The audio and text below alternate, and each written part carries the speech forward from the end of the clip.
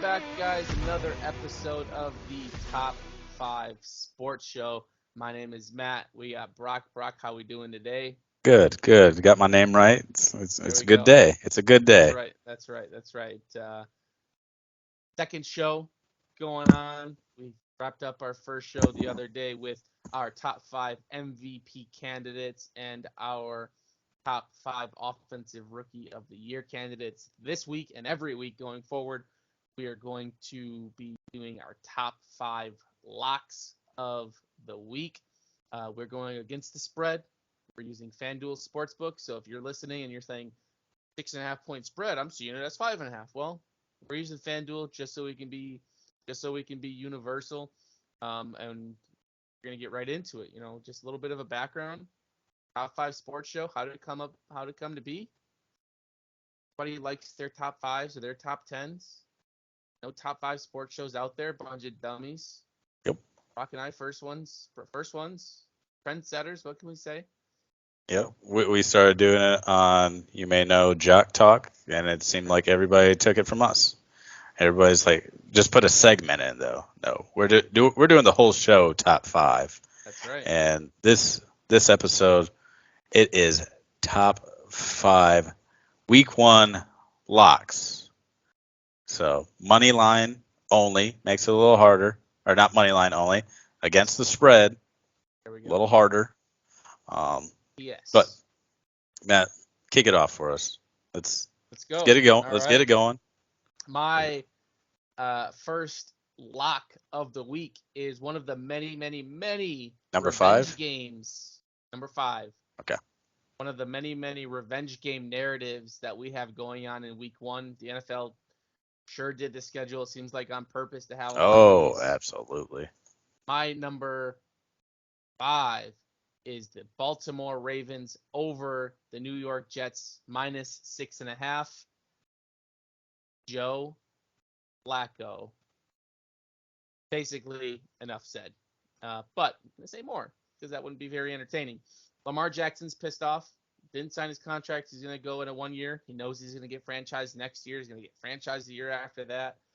But the Jets starting quarterback is Joe Flacco. He didn't look that bad for them last year, but Joe Flacco. Yep. Oh, absolutely. Absolutely. My number 5, you mentioned revenge games. Going Broncos minus 6.5 over the Seahawks. Russ going to Seattle. First game back. I believe the fans are going to be very receptive toward him. A lot of applause. He didn't do anything bad. So I feel like it could be at least the start, a home game for Russ. He knows the stadium well. He's used to loud noises there. I think. And the Broncos are just that much better than the Seahawks. Yeah. To cover that 6.5 point spread. Yeah. Definitely agree. My number 4 is going to be the Cincinnati Bengals over the Steelers minus 6.5. Check out the top 5 MVP show. You'll know that Joey B is in my top 5 MVP candidates. I think he starts off his run hot on Sunday. T. Higgins, Jamar Chase, Joe Mixon, struggling Steelers offensive line. Mitchell Trubisky at quarterback for the Steelers. Yes, they got Najee. Yes, they got George Pickens, who looks like he's going to be a stud. But the Bengals over Steelers minus 6.5. My number 4. Yeah, I was back and forth on that game. I think divisional games are hard to pick just because they're still divisional games. You know what I mean? You never know. Anybody's going to give them a run just because in division. But my number 4, I'm going the Saints minus 5.5 over the Falcons. Literally just talked about inner divisions, but I think Atlanta is one of the bottom feeder teams. They have a couple of young studs on the outside in London and Pitts, but that is about it. Saints offense, I think, is very, very strong. Jameis is always the butt of all jokes here on Top 5 Sports, but he's proven. He at least throws the ball. You know, he spreads out. I mean, if he throws 50 touchdowns, he gets 30 picks. But you're going to get touchdowns at least. And that Saints defense is pretty good itself. The defensive line, the secondary's got a lot better. They have one of the best linebackers in the game in DeMario. And I just think the Saints are going to run over that game.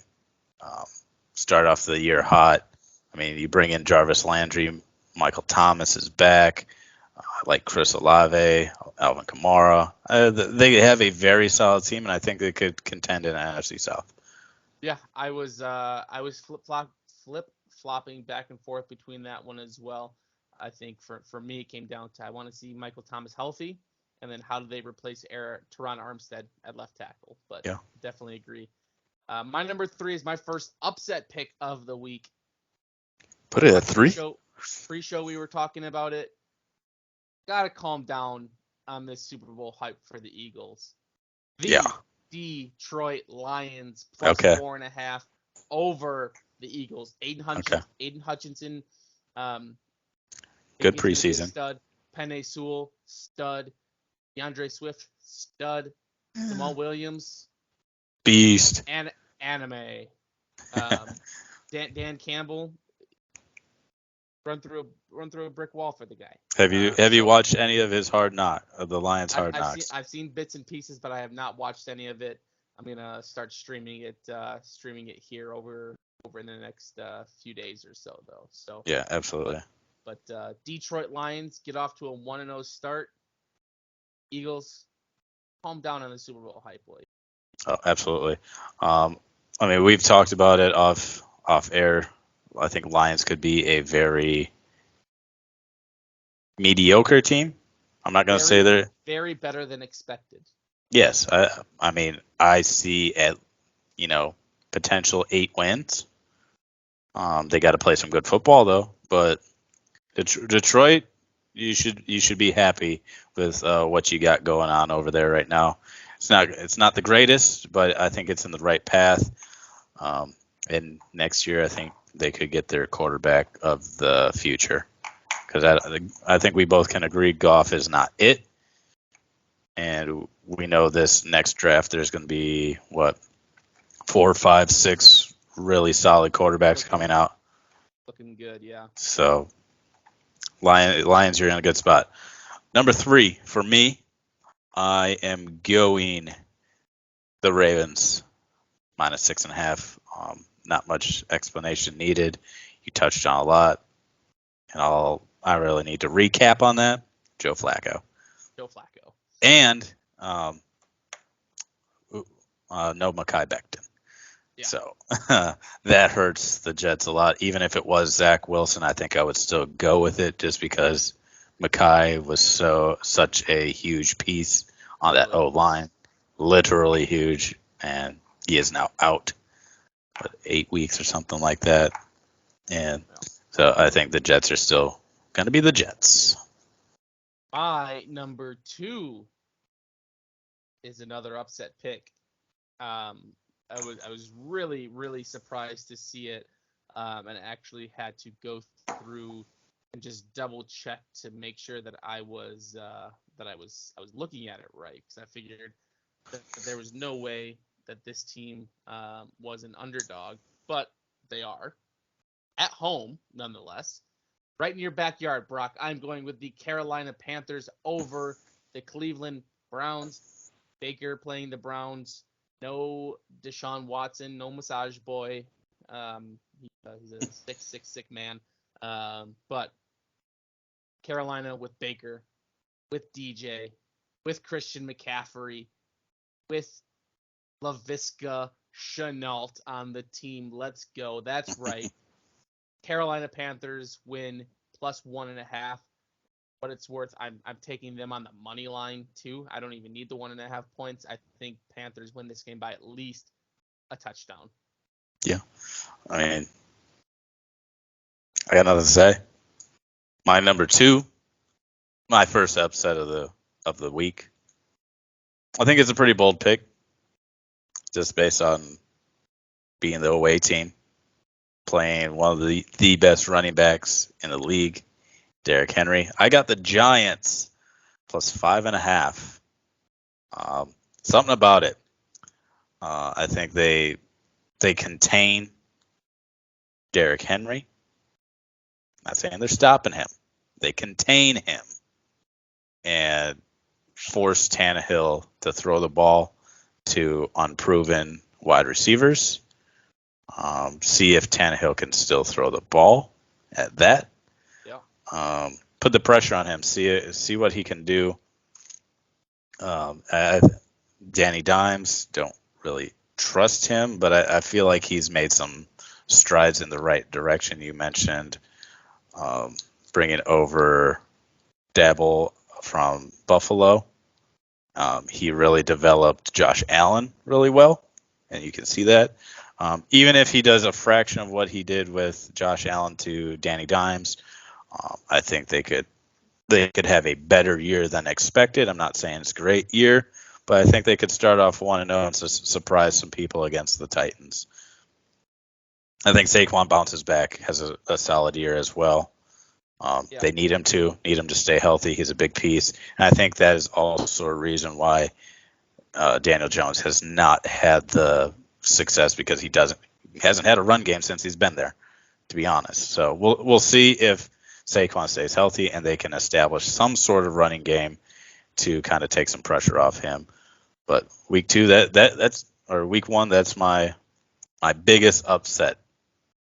Giants. Yeah, I think with that game, it's a wide range of outcomes. It could either be Titans blow them out because they can't stop Derrick Henry. It could be a close game, or I could see the Giants winning. They have a lot of mediocre wide receivers where if one of them shows something, Wan'Dale Robinson, Darius Slayton, Kenny Galladay, he's a good receiver. He's a good receiver. He was a good receiver, and he got paid. But if one of them shows something, like that could be big for Daniel Jones' career, the Giants' season this year going forward. But we'll see. My number 1, I feel like we're gonna have the same one, but probably not. Is a divisional matchup. I'm going with the Indianapolis Colts over the Houston Texans minus 7.5.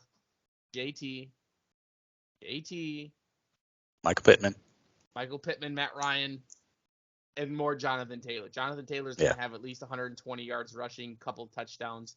Yeah. I think his prop is over 98.5 yards or something like that, and he's yeah. I think you pound the over on him. Yeah. So the Colts over the Texans.